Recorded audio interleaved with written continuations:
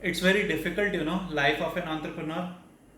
सबसे पहले तो नया बिजनेस स्टार्ट करने का प्रेशर, उसके बाद बिजनेस के लिए फाइनेंस इकट्ठा करने का प्रेशर, फिर बिजनेस इनोवेटिव है या नहीं, सरवाइव करेगा या नहीं उसका प्रेशर। और ये सारे प्रेशर हैंडल करके जैसे तैसे आपने बिजनेस स्टार्ट कर भी लिया तो एम्प्लॉयज मैनेज करने का प्रेशर, फाइनेंसेस मैनेज करने का प्रेशर, कंप्लायंसेस मैनेज करने का प्रेशर, ऑपरेशंस मैनेज करने का प्रेशर एंड व्हाट नॉट। तो if you think you are handling all these pressures at once then this video is for you. Y?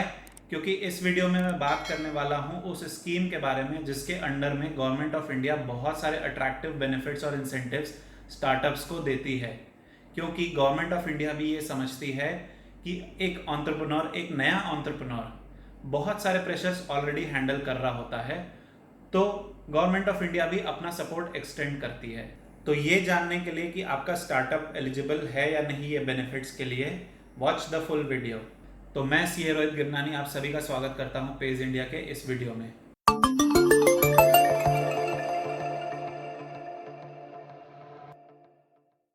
अगर आपने page India के चैनल को अभी तक सब्सक्राइब नहीं किया है तो तुरंत सब्सक्राइब करें और बेल आइकन दबाना ना भूलें ताकि आप कोई भी अपडेट मिस ना करें। जैसा कि पिछले वीडियो में हमने जाना था, एमएसएमईज इंडियन इकोनॉमी के वो मजबूत कदम हैं, वो ठोस कदम हैं जो इंडियन इकोनॉमी की ग्रोथ को गति देने का काम करते हैं। ये कहना गलत नहीं होगा कि जहां एमएसएमईज इंडियन इकोनॉमी का प्रेजेंट है वहीं स्टार्टअप्स इंडियन इकोनॉमी का फ्यूचर है, जो इंडियन इकोनॉमी को फ्यूचर में नई ऊंचाइयों पे ले जाएगा। आज दुनिया में जिस तेजी से टेक्नोलॉजी ग्रो कर रही है उस स्पीड से टेक्नोलॉजी को मोनेटाइज करके इंडियन इकोनॉमी की ग्रोथ में कन्वर्ट करने की कैपेबिलिटी अगर किसी बिजनेस सेक्टर में है तो वो है स्टार्टअप्स। और स्टार्टअप्स की इस कैपेबिलिटी से गवर्नमेंट ऑफ इंडिया बखूबी वाकिफ है। इसलिए ईयर 2016 में प्राइम मिनिस्टर नरेंद्र मोदी जी ने स्टार्टअप इंडिया इनिशिएटिव को लॉन्च किया।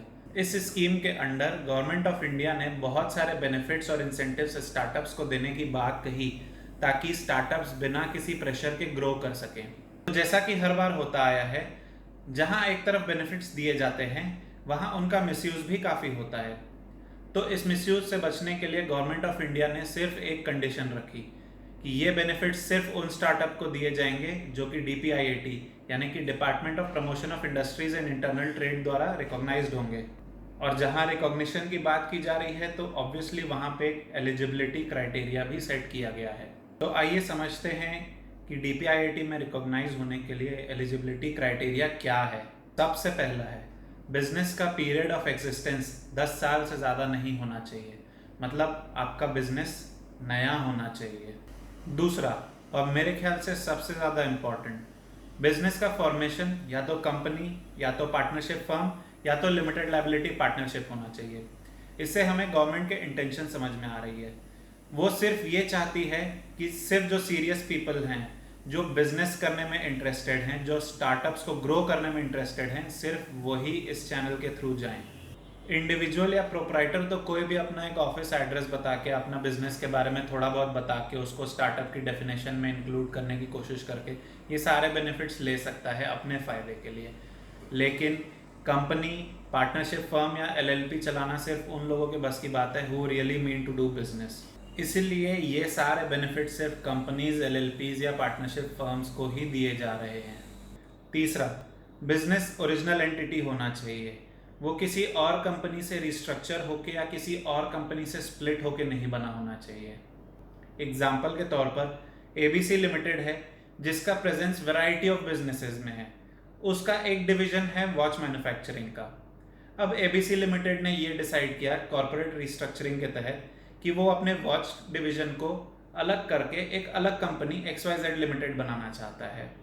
तो ये XYZ लिमिटेड को स्टार्टअप नहीं माना जाएगा क्योंकि ये एबीसी लिमिटेड से अलग हुई कंपनी है। सिमिलरली DEF लिमिटेड कोई एक कंपनी है, उसने अपना रिस्ट्रक्चरिंग करके अपना फॉर्मेशन बदल के DEF LLP बना लिया, तो इस LLP को भी स्टार्टअप नहीं माना जाएगा क्योंकि ये एग्जिस्टिंग ऑलरेडी कंपनी थी DEF लिमिटेड, उसको ही बदल के DEF LLP बना दिया गया है।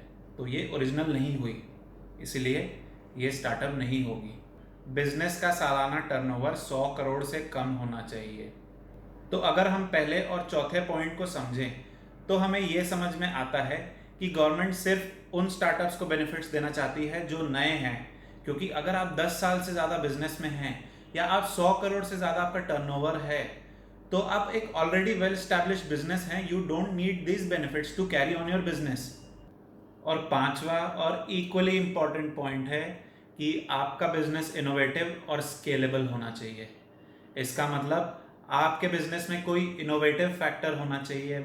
इसका मतलब ये है कि या तो किसी नए इनोवेटिव प्रोडक्ट और सर्विस का बिजनेस होना चाहिए या किसी एग्जिस्टिंग प्रोडक्ट और सर्विस के इम्प्रूवमेंट और डेवलपमेंट की तरफ आपका बिजनेस काम करना चाहिए और इसमें ग्रो करने की क्षमता होनी चाहिए।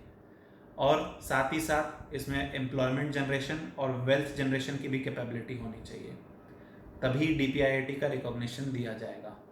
तो अगर इन एलिजिबिलिटी क्राइटेरिया को गौर से देखा जाए, उन्हें गौर से समझा जाए, तो मेरा personal opinion in eligibility criteria के पॉइंट्स को लेकर के ये है कि पहले के जो 4 पॉइंट्स हैं वो तो काफ़ी क्लियर हैं, काफ़ी डेफिनेटिव हैं, उनको मेजर करने का पैरामीटर भी फिक्स्ड है।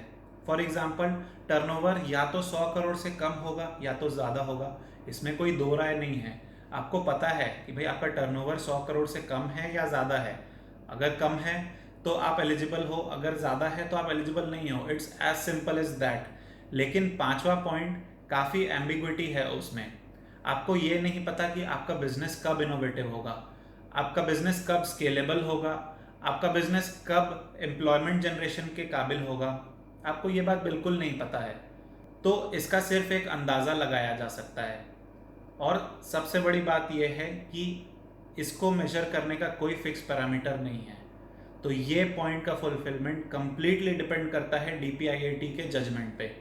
इसका मतलब ये है कि अगर DPIIT को लगता है कि आपका बिजनेस इनोवेटिव है, स्केलेबल है, उसमें वेल्थ और एम्प्लॉयमेंट जनरेशन की कैपेबिलिटी है, तो ही आपको रिकॉग्निशन दिया जाएगा, अदरवाइज रिकॉग्निशन नहीं दिया जाएगा।